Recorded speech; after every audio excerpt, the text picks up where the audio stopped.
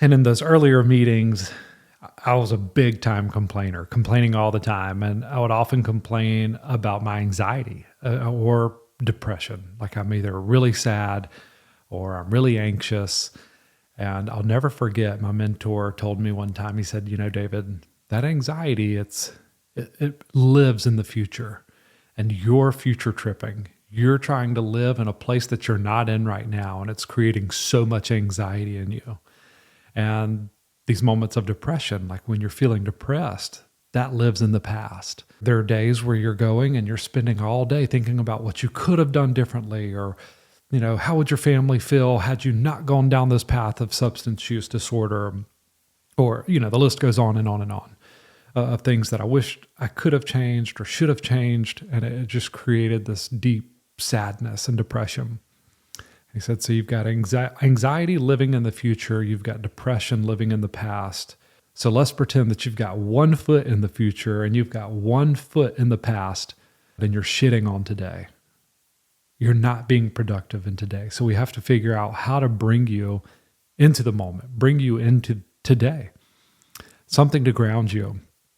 And then I started to focus on these grounding techniques that I had a therapist teach me very early on as well, maybe my first 2-3 weeks of treatment. A therapist took me outside on a day that I was really struggling, and he said, okay, walk outside into a field, and he says, I want you to tell me 3 things that you can hear. And I had to think about it. I had to really focus in on, okay, what's going on? There's some cars in the distance. I can hear the cars. I can hear the wind rustling. And then there were some horses in the background, and I could hear the horses. So I found these 3 things. And he says, okay, now I want you to name 3 things that you can feel. That seemed tough. It's like, well, I'm not really touching anything. And he says, well, but there are 3 things that you could feel on your body. Really focus in. And I was like, okay, on my body. All right. So I can feel my coat that was on me. I could feel my shoes. And I could also feel the wind like rustling over my exposed skin and my hair. So I found 3 things. And then he said, okay, now the easy one, I want you to name 3 things you can see. And that was easier to just kind of peer around and name those 3 things. But what that did was it pulled me into the moment. My anxiety went away, my depression went away, and it pulled me into that moment where I had to be present to be able to figure out my senses, what I was feeling, what I was seeing, what I was hearing.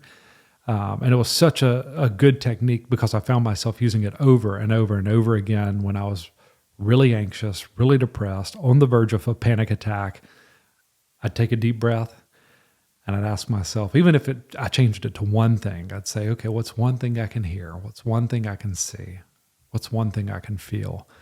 And it would ground me. And maybe it only lasted for a minute, but it would ground me for a minute, and then I could do it again 5 minutes later or whenever I needed to. It was a good technique, something to go to in that moment of need.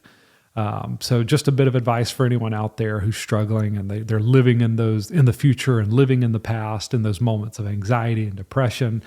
Try to find something that can ground you, or try to find another one that he told me. He was like, what's your chore here?